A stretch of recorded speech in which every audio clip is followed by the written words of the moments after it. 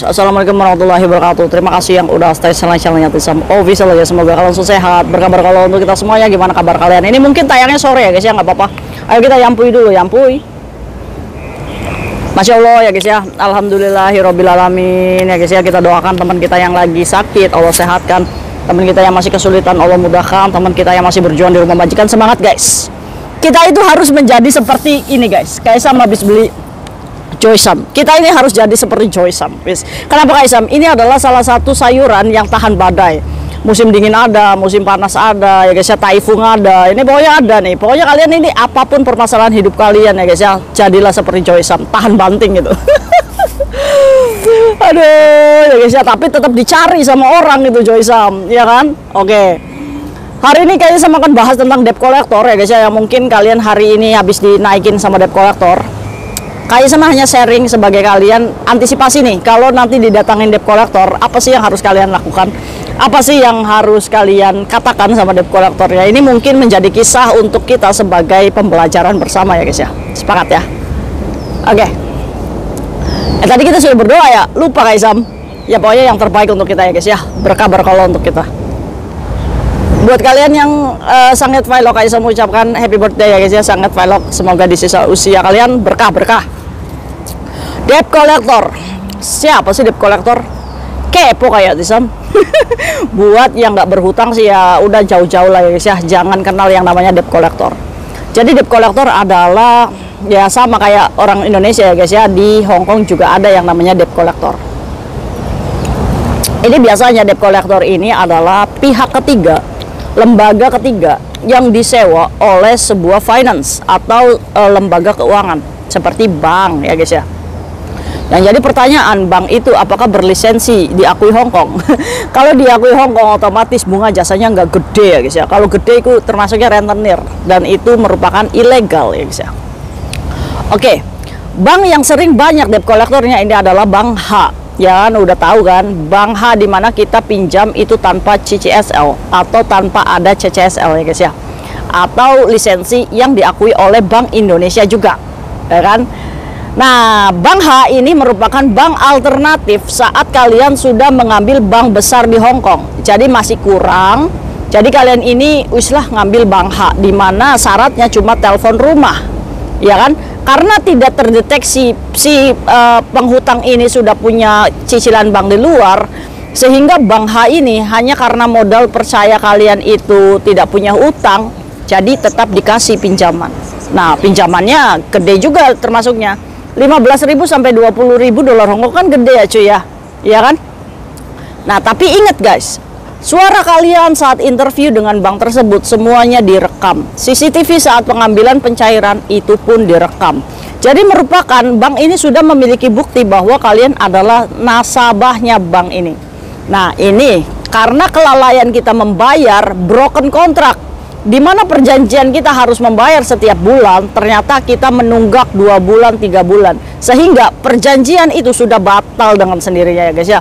Perjanjian dicicil ya guys ya. Dan bahkan kita juga nggak tahu apa yang kita tanda tangani dengan bank tersebut itu adalah merupakan ada kalimat di mana ada pihak ketiga untuk menagih rumah kalian. Apakah salah mereka? Enggak. Karena data yang kamu kasih ke bank tersebut adalah dengan sadar kamu memberinya.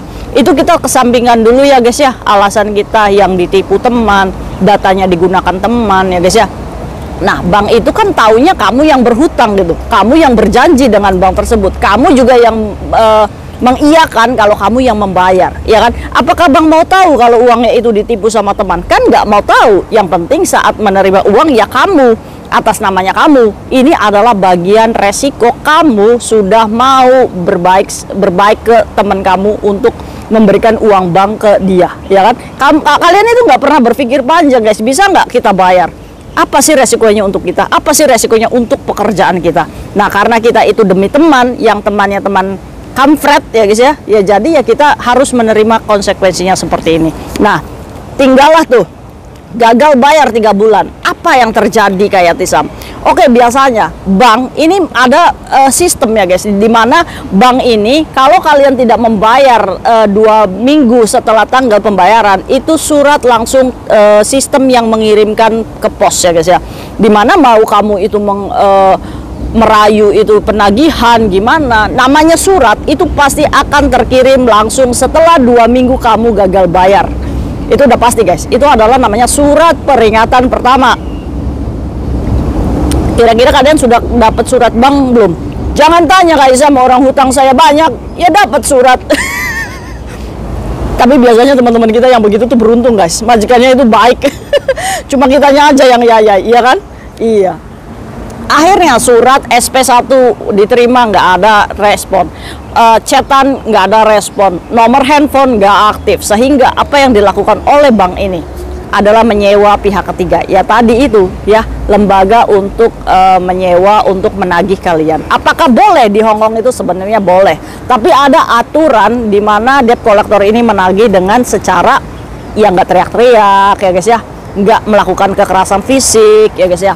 Tapi karena ini yang ditagihnya adalah orang Indonesia, di mana pegawai banknya juga orang Indonesia yang sudah mungkin wataknya orang Indonesia tahu kalau misalkan kayak gitu, kalau punya hutang itu ngebeleng ya guys ya, harusnya tuh dikasarin ya guys ya. Apalagi derajat kita di sini adalah menumpang di rumah majikan, sehingga menjadikan bank ini mengatakan kepada debt collector, tagihlah sedikit, ada tekanan shock terapi. Itu pasti. Sampai pada akhirnya cerita di pagi hari ini ada, ini anak sudah sebenarnya bayar cicil-cicil guys di bank ini, cicil 1.000 untuk mengelur supaya debt collector itu nggak naik ya guys ya, cicil 500 karena bank ini ngerasa greget di cicil-cicil kayak gitu ya guys ya. Coba cek nih, berhubungan visa yang kontrak kerja yang didaftarkan ke bank ini sebenarnya sudah expire, sudah ini pengen tahu nih cece-nya nih sebenarnya masih kerja nggak sih di rumah majikan itu. Nah akhirnya bank menyuruhlah debt collector untuk mengecek tuh cece-nya masih ada nggak sih di rumah majikan lama, kok bayarnya itu masih cicil, harusnya kan gajinya kan full ya kan. Oke. Akhirnya datanglah seorang laki-laki ya guys ya, dimana dia ini bertugas untuk menagih hutang di teman kita ini. Pertama yang dilakukan adalah ting tong ya kan, udah deg-degan nih, padahal di situ tinggalnya cuma sama nenek aja guys. Pas dibuka, weh lele lito ya, lele memang ngam iya kan, karena kaget dan itu namanya ya kan. Jadi ya sudah, jadi debt collector itu membawa surat dari bank untuk kamu bukalah surat itu, kamu baca coba iya kan. Pas dibaca ternyata si mbaknya ini tahu kalau ini adalah dari bank H. Akhirnya mbaknya itu nggak bisa ngomong apa-apa. Jadi apa yang dilakukan debt collector ini kan rumahnya majikan ya guys ya, di depan itu tetangganya, di sampingnya juga tetangganya, di sampingnya juga tetangganya, udah dikelilingin tetangga. Untung tetangganya itu tutup pintu semua di jam 10.30, ini udah mau lunch ya, di ting tong sama debt collector. Debt collector cuma ngomong le come ya, le song tima, le wanjin. Jadi debt collector itu berteriak untuk meminta pekerja migran ini untuk bayar. Kamu tuh pengennya gimana? Emang engkau sikan me, saya kurang kasih waktu kamu ke? Itu guys yang dilakukan debt collector. Terus debt collector itu telepon bank yang bersangkutan untuk dihubungkan ke cece-nya ya, supaya melaporkan nih ke pihak bank kalau cece ini masih ada nih di rumah majikan ini nih laporannya nih. Akhirnya si debt collector itu ngomong, ada siapa di rumah? Ada nenek, ada majikan, ada siapa, saya pengen ngomong. Katanya seperti itu guys. Cuma lagi-lagi teman kita ini terlalu lugu, ada nenek saya di dalam. Akhirnya neneknya ketemu sama debt collector cuy. Akhirnya ditelepon tuh dari pihak bank kalau cece kamu tuh masih punya hutang. Setelah itu ya guys ya, setelah telepon, setelah teriak-teriak, untung tetangganya itu nggak itu ya guys ya, debt collector itu disuruh pulang sama pihak kantornya tanpa membawa uang karena cecenya itu memang belum ada uang. Nah oke guys, kita bahas kasus ini. Jadi tahu kan, kolektor itu teriak-teriak kayak gitu. Nah jadi pertanyaan, apakah boleh Kak Isam gitu? Nggak boleh. Kalau tetangga kamu mempokingkan itu debt collector mendapatkan masalah. Oke, kalau misalkan kayak gitu Kak Isam, bisa nggak kita poking? Bisa guys, bisa. Karena itu adalah bukan rumah kita ya guys ya, kita nggak apa-apa poking. Jadi kalau misalkan debt collector masih masih teriak-teriak seperti itu, kalau kalian berani, kalian ngomong sama kolektor, lecome kamu oke. Nah, kamu boleh melawan dengan kalimat tersebut kalau misalkan memang kamu memiliki keberanian untuk ngomong ya guys ya, walaupun di atas kita punya hutang loh ya. Nggak boleh ngomongnya caranya kayak gitu. Kalau misalkan kamu masih teriak-teriak, mau saya seng teh, ngotapet kau. Maksudnya bukan menghubungi anjing ya guys ya, maksudnya kau itu 999. hubungi polisi, suruh polisi datang. Gak apa-apa kita dibawa ke kantor polisi sama debt collector, nggak jadi masalah. Karena yang namanya hutang itu tidak ada yang namanya kriminal di Hong Kong ya guys ya. Nah, kolektor datang itu kan kriminal ya guys ya, mengganggu kenyamanan tetangga kita. Jadi kalau misalkan kalian punya keberanian, kamu jangan teriak, bisa nggak? Kalau kamu teriak, saya telepon poking, ngomong kayak gitu, nggak apa-apa sama dia, berani. Saya memang punya hutang gitu, tapi jangan seperti itu. Nah gitu ya guys ya, cara melawan kalau misalkan kalian itu berani. Nggak apa-apa, nanti kita selesaikan, nanti kita tabayunkan lagi dengan bank bagaimana cara mengangsurnya ya. Oke guys, yang kedua, jangan katakan kalau misalkan memang ada nenek kamu di dalam, jangan katakan nggak ada siapa-siapa di dalam, nggak ada majikan saya, nggak ada nenek saya. Jangan biarkan kesempatan debt collector untuk ngomong sama majikan kamu, karena ini adalah problemnya kamu sendiri.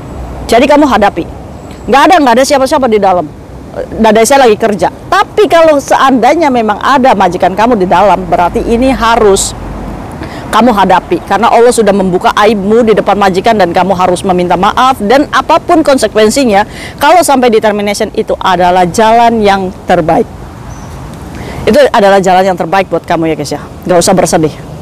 Nah oke, begitu ya guys ya.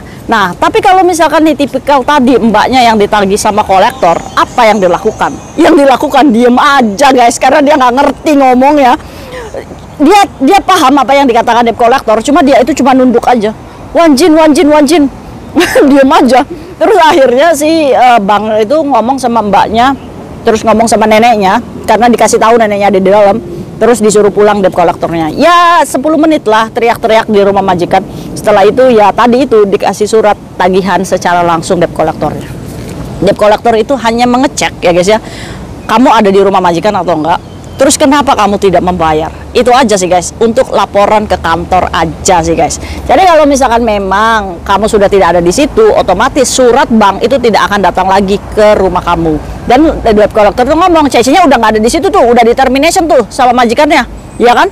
Berarti itu bank secara tidak langsung menyetop surat yang datang ke ex majikan kamu kalau posisinya kamu di termination ya guys ya. Jadi kalau kamu udah di terminate, debt collector itu kunjungan, ya udah majikan ngomong CC saya sudah saya fire, ya udah stop. Jadi surat itu tidak akan datang ke rumah majikan dan berpindah penagihannya ke Indonesia. Itu guys. Oke, jadi buat kalian yang terlilit hutang atau berkelut dengan debt collector, nggak usah takut ya. Jadi niatkan di hati kalian untuk membayar hutang ya, sedikit nggak apa-apa guys ya. Jadi kalian nggak boleh kabur dari masalah. Ini adalah hutangmu, kamu harus hadapi apapun itu. Ya, tabayunkan. Bank itu akan menerima niat baik kalian. Oke? Jadi kalau misalkan memang ada 1 bulan lagi kurangnya, kalian boleh nego sama pihak penagihan. Saya nggak mau nih bayar sebanyak ini nih, denda saya. Kalau misalkan kamu mau beresan sama saya mau bayarnya cuma 1 angsuran aja. Oke lah, saya kasih 500 untuk bunga jasanya aja. Walaupun mereka marah, enak aja kamu telat udah berapa, kamu mau dibayar atau enggak? Jawab seperti itu, kamu mau dibayar enggak? Saya mau ngelunasi nih, nggak jadi masalah. Kamu nggak mau, yang penting saya mau bayarnya 1 bulan lagi kekurangan saya aja. Pasti bank akan menerima. Itu ya guys ya, caranya kita berani. Orang kita hutang bayar kok, mau bayar kok, ya kan? Kalau caranya dicicil, ya mau nggak nih uang kamu balik daripada uang kamu kabur gitu. Toh saya juga uangnya dipakai sama teman saya. Kalaupun saya nggak bayar kamu juga nggak jadi masalah, ya kan? Tapi karena itu adalah menggunakan data saya berusaha bertanggung jawab nih bang, ya kan? Tantang seperti itu, oke? Jadi kalian nggak boleh nyalinya ciut ya guys ya. Masa berhutang aja kalian berani menghadapi mereka nggak berani ya. Mereka itu sama aja manusia guys. Di sini kita tuh punya aturan ya guys ya, dimana sekalinya debt collector itu anarkis ya, kita bisa poking kan dia. Begitu dia datang mukanya di depan kita juga belum ngomong juga kita udah bisa poking dia gitu, ngerti nggak? Jadi nggak ada hak debt collector itu datang ke rumah majikan kamu. Oke? See you next video guys. Bye bye. Assalamualaikum warahmatullahi wabarakatuh. Semangat, jangan berhutang ya.